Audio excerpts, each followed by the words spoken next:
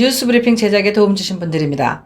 경험과 실적이 증명하는 김효지 부동산 전문인, 절세의 지혜를 나눠드립니다. 이상회계법인, 당신의 편에서 보험사를 상대해주는 제이슨문 손해사정사, 한 곳에서 시작되는 안정된 미래 선우앤선우 종합보험, 30년 손맛 케이터링의 명가 참사랑, 20년의 경험과 실력과 노련함 우리들 척추신경원, 학자금과 대학 입시 상담은 AGM 인스티튜트, 고객과 직원을 지켜주는 스니즈가 지금 주문하세요. 배너앤프린트, 홍성구의 뉴스 브리핑 지금 시작하겠습니다. 로컬 소식입니다.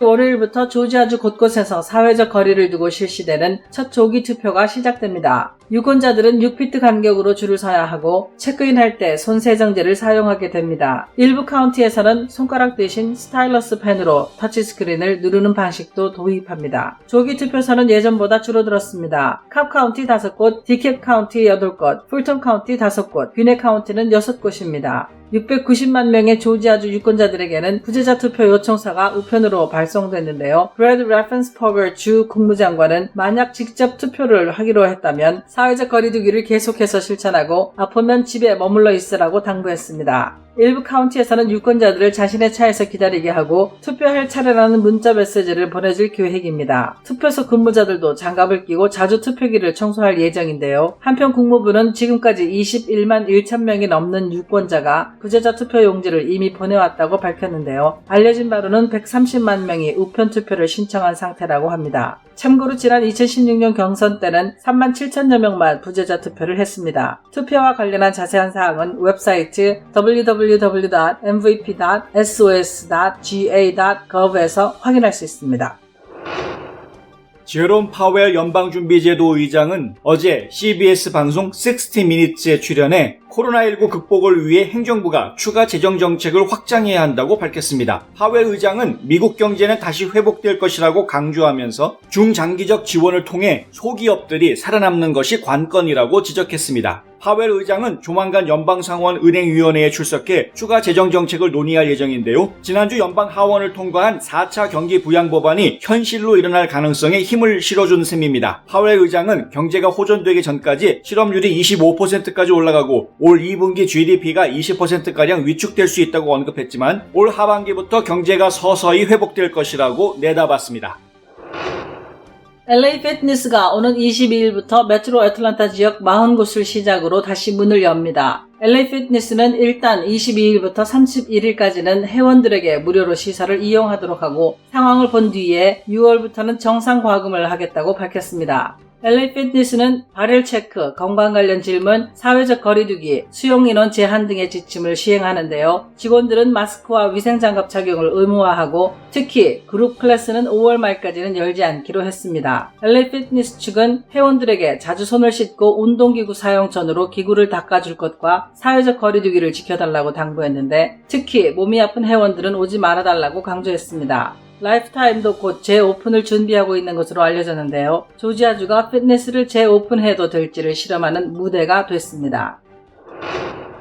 우주 왕복선을 닮은 미국의 첨단 드론 X-37B가 예정보다 하루 늦어진 어제 아침 9시 14분경 플로리다주 케네디 우주센터 인근 케이프 커네버럴 공군기지에서 아틀라스 V 로켓에 실려 성공적으로 발사됐습니다. 이번이 6번째 임무 수행에 나선 것인데 원격 조종되는 무인 비행체인 X-37B는 지구 궤도를 돌며 방사능이 씨앗과 다른 물질에 미치는 영향을 연구하고 에너지를 비임하기 위해 마이크로파 에너지를 사용하는 실험을 진행할 예정입니다. 이번 미션에서 가장 중요한 것은 공군사관학교의 소형 연구위성인 펠컨셋 8호를 배치하는 것으로 알려졌는데요. 이 외에 다른 임무가 무엇인지 비행시간은 얼마나 되는지 등 비밀로 붙여진 사안이 워낙 많아 X-37B는 미군의 비밀 비행체로 호기심의 대상이 되고 있습니다. 지구촌 소식입니다.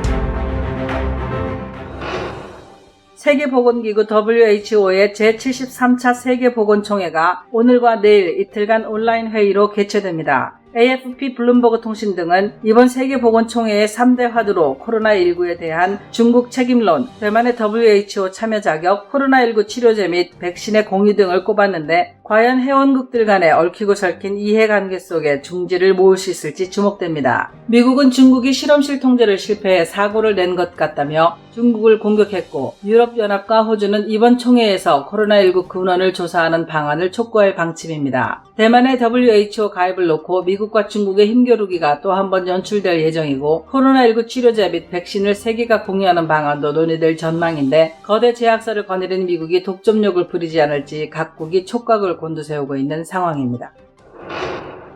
카타르와 쿠웨이트는 최근 코로나19 확진자가 급증하자 외출 시 마스크를 쓰지 않으면 징역형과 수천만 원의 벌금형에 처하는 강력한 정책을 도입했습니다. 카타르 정부는 17일부터 마스크를 쓰지 않고 외출하면 방역법에 따라 최고 징역 3년형과 벌금 20만 리알 약 5만 7천 달러가 선고된다고 밝혔는데 단순 과태료가 아니라 법원에 기소돼 정식 재판을 받게 되는 것입니다. 쿠웨이트 정부도 마스크를 쓰지 않고 외출하면 최고 3개월의 징역이나 5천 디나르 약 2만 달러의 벌금형을 받을 수 있다고 18일 발표했습니다. 쿠웨이트는 30일까지 하루 2시간 운동 목적의 외출을 제외하고는 전면 통행 금지를 시행하고 있습니다. 한편 아랍에미리트는 마스크를 쓰지 않거나 썼더라도 코와 입을 가리지 않으면 1천 디르함 약 300달러의 과태료를 부과하고 자가격리 위반이나 감염 검사 및 치료를 거부하는 경우에는 5만 디르함 약 15,000달러의 과태료를 내야 합니다.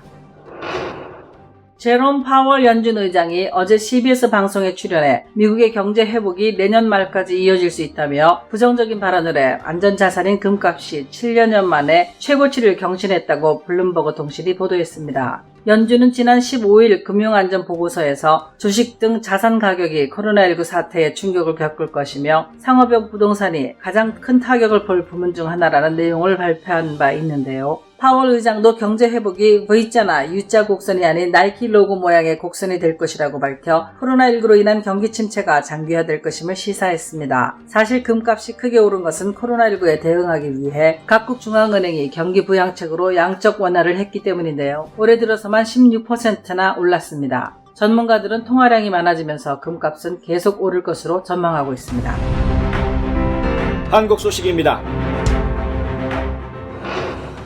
정부의 긴급재난지원금이 풀리면서 전국 전통시장과 골목상권에서 소비 심리가 서서히 회복되고 있다고 연합뉴스가 보도했습니다. 충북 청주 육거리 시장 상인회장은 지난 금요일부터 손님이 많아져 명절 때처럼 활기를 찾았다고 전했고, 경기도 고양시 로데오 거리에서 16년째 스포츠용품 매장을 운영하는 김은미 씨는 지난 3개월간 매출이 뚝 떨어져 임차료 내기도 버거웠는데 주말이 지나면서 매출이 작년 90% 수준까지 회복된 것 같다고 말했습니다. 행정안전부는 지난 4일부터 17일 까지 1,426만 가구에 긴급재난지원금 8조 9,122억 원을 지급했다고 밝혔습니다. 금액으로는 62.6%, 가구 수로는 65.7%가 지원금을 받은 것입니다. 윤종인 차관은 오늘부터 읍면동 주민센터에서 지역사랑 상품권과 선불카드 신청을 받고 신용 및 체크카드 오프라인 신청도 시작해 이달 안에 대부분의 가구에서 신청 및 지급이 완료될 것으로 보인다고 말했습니다. 서울시 교육청이 고등학교 3학년 등교를 이틀 앞둔 18일 서울시내 학교 등교 수업 운영 방안을 내놨습니다. 코로나19 사태로 개학이 수차례 미뤄진 고3은 오는 20일부터 매일 등교하게 됩니다. 고2 이하 초중 고교생은 한 주씩 번갈아 가면서 등교와 원격 수업을 하는 격주제와 일주일에 한 번 등교하는 오부제, 오전 오후반으로 나누는 2부제 등 여러 안을 제시하고 학교 실정에 맞게 선택 운영하도록 했습니다. 유치원 및 초중고교는 20일 고3부터 순차적으로 등교 수업을 시작하는데 고2, 중3, 초등학교 1, 2학년과 유치원생은 27일, 고1, 중2, 초등학교 3, 4학년은 6월 3일, 중1, 초등학교 5, 6학년은 6월 8일에 각각 등교합니다. 조희연 서울시 교육감은 코로나 위기가 심화하면 고교생의 등교도 당연히 재검토해야 한다면서 등교 수업을 원격 수업으로 재전환할 가능성도 열어뒀습니다.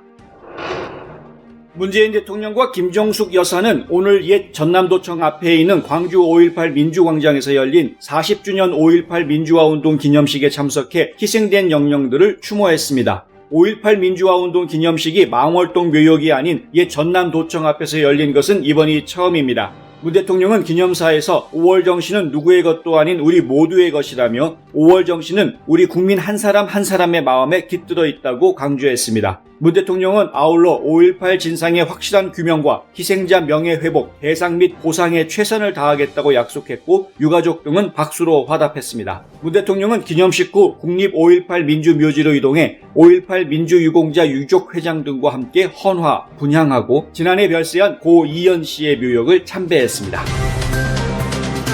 지금까지 뉴스 브리핑의 홍성구였습니다. 최현주였습니다. 시청해주셔서 감사합니다.